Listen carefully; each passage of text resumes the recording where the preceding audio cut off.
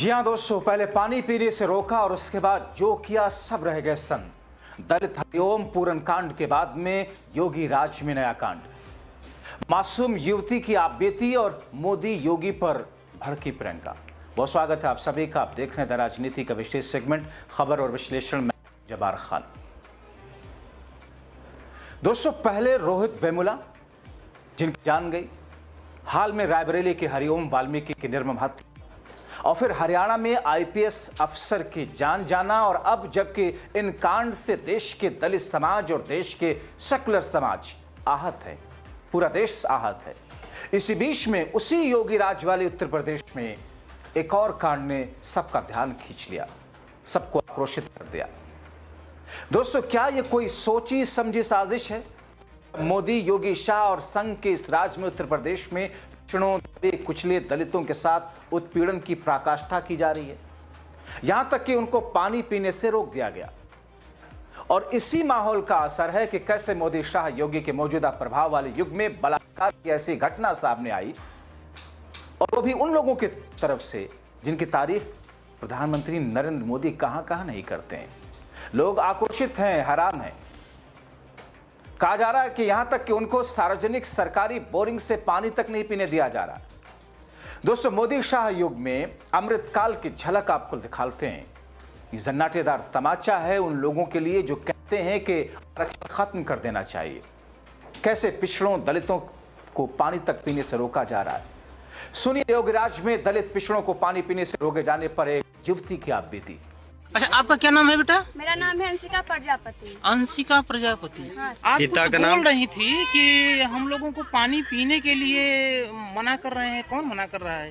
Sir, हम लोग का यहाँ पे बोरिंग सरोवर सरगम ने कराई थी। अच्छा, पानी पीने के लिए, सार्वजनिक पानी पीने के लिए? हाँ। अच्छा, सबको कराई थी। सरोजा पैनल वाला था। हाँ। वो सब आए जोतने खेती और पूरा नोच जोत दिए। अच्छा बताइए, अब पानी कहाँ से पी रहे हैं आप हम लोग? लोग गढ़ा का पानी पीते हैं। नदी जो आए हैं आप लोग, जी जी, उसी नदी का हम लोग पानी पीते हैं। यानी आप लोगों को पानी पीने के लिए सरोज सरगम ने बोर कराई थी, लेकिन अधिकारी कर्मचारी ने उन बोर को भी बांट दिए। कुल मिलाकर के जनपद मिर्जापुर के पुलिस अधीक्षक सोमेन वर्मा और जिलाधिकारी ने कानून, भारतीय संविधान का अनुच्छेद 21 जीवन जीने के अधिकार से वंचित करने के लिए भूख से मारने का अपराध किया कि इनकी फसल जुतवा दिया। दूसरा अपराध किया, ये बोरिंग जो सरोज सरगम ने कराया था इस इलाके में 50-100 घर को पानी पीने के लिए, वह बोर को भी ध्वस्त करा दिया और बिजली कनेक्शन काट दिया। और काट करके हम लोग को गर्मी में पानी पीने के लिए यहाँ पर नहीं रहते। हम लोग बहुत दूर से लाते हैं पानी पीने के लिए, 2-3 किलोमीटर दूर से लाते हैं। जाओ बेटा। अब सवाल उठता है कि यह योगी आदित्यनाथ की सरकार पानी भी पीने नहीं दे रही है, गड्ढे और नदी नाले का पानी पी रहे हैं जो एकदम सीधा गंदा है। अब आप अंदाजा लगा सकते हैं क्या भारत में। जाहिर तौर पर दोस्तों, हो सकता है भक्तों को यह घटना कुछ बहुत बड़ी ना लग रही हो, मगर दोस्तों देश का सेकुलर मिजाज वाला हर व्यक्ति आक्रोशित है। और इसीलिए आजाद समाज पार्टी के सांसद चंद्रशेखर आजाद ने एक्स पर लिखा, भाजपा के अमृतकाल में मिर्जापुर के ककौरे इलाके में प्रजापति समाज के परिवारों को पानी तक नहीं पीने दिया जा रहा।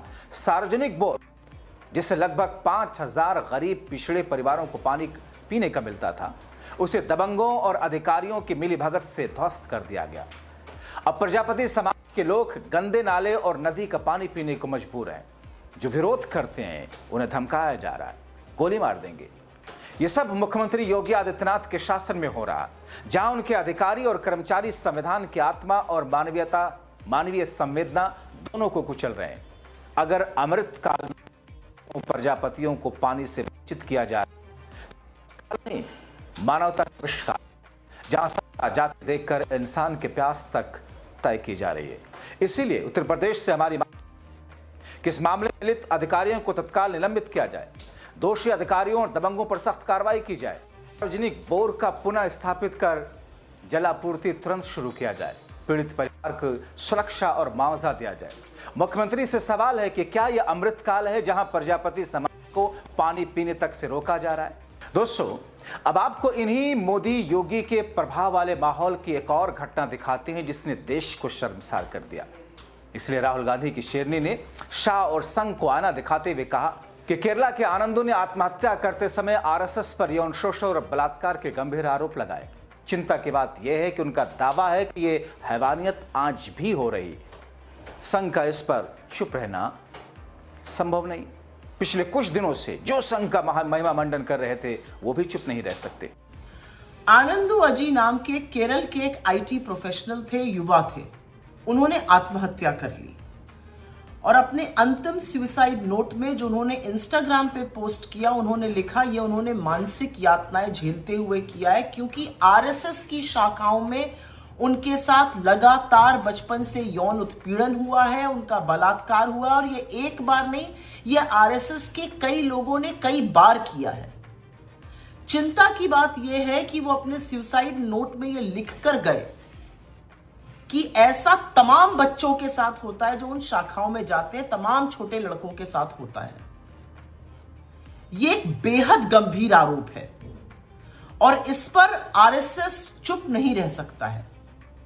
जब आरएसएस का नाम नरेंद्र मोदी जी लाल किले की प्राचीर से लेते हैं तो आज आरएसएस की लीडरशिप को खुलकर सामने आकर इन आरोपों का खंडन करना पड़ेगा या माफी मांगनी पड़ेगी और सबूत के साथ यह करना पड़ेगा।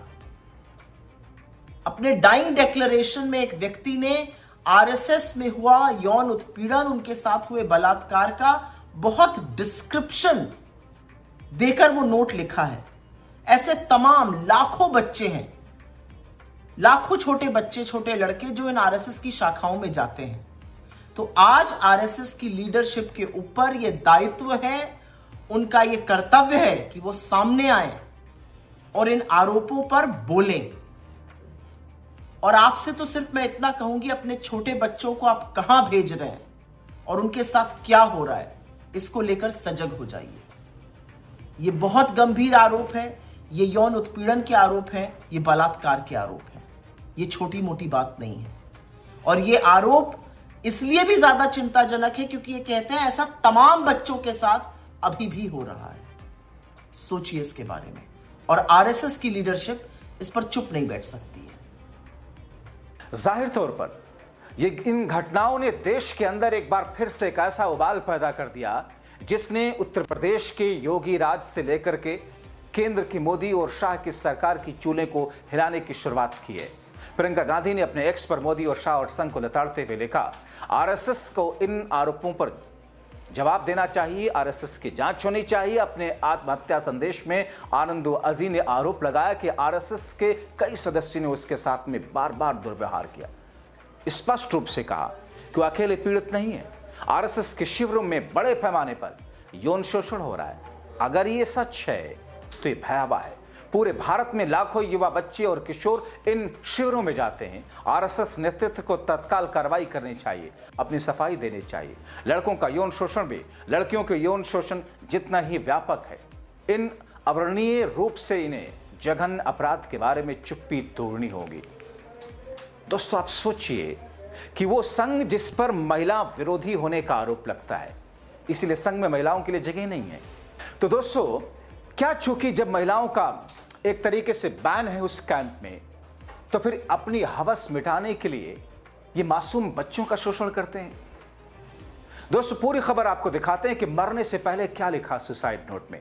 कांग्रेस पार्टी ने लिखा कि आनंद के मुताबिक मैं बचपन से आरएसएस से जुड़ा था, आरएसएस में कई लोगों ने मेरा बलात्कार किया, आईटी ओटीसी कैंप ने मेरा बलात्कार हुआ, आरएसएस के लोग कई बच्चों का बलात्कार करते हैं। बचपन में आनंदों के साथ हुई घृणित घटनाओं ने उन पर मानसिक तौर पर बुरा असर डाला।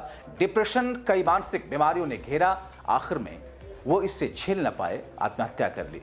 आरएसएस को लेकर ये बेहद गंभीर बातें हैं जो एक युवक ने जान देने से पहले लिखी है। इस पूरे मामले की जांच होनी चाहिए, इससे जुड़े आरएसएस के लोगों को सजा मिलनी चाहिए। आरएसएस की वजह से आनंदों ने जीते जी जो प्रताड़ना झेली, दुख झेला, जो मानसिक सदमा सहा, वो भुलाया नहीं जा सकता।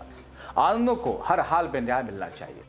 तो दोस्तों, एक तरफ जहां पर रोहित वेमुला के जान जाने के बाद में जब बवाल हुआ, आक्रोश हुआ, तो यही भारतीय जनता पार्टी और संघ के लोग ये कहते थे कि अरे साहब, दलित समाज से जोड़ करके उसका फायदा उठाना चाहते हैं विरोधी। रायबरेली में हाल में जो कुछ हुआ उस पर भारतीय जनता पार्टी की उत्तर प्रदेश की सरकार किस तौर पर उनके आंसू पोंछने जाने वालों को रोक रही है, उनको कैद किया जा रहा है।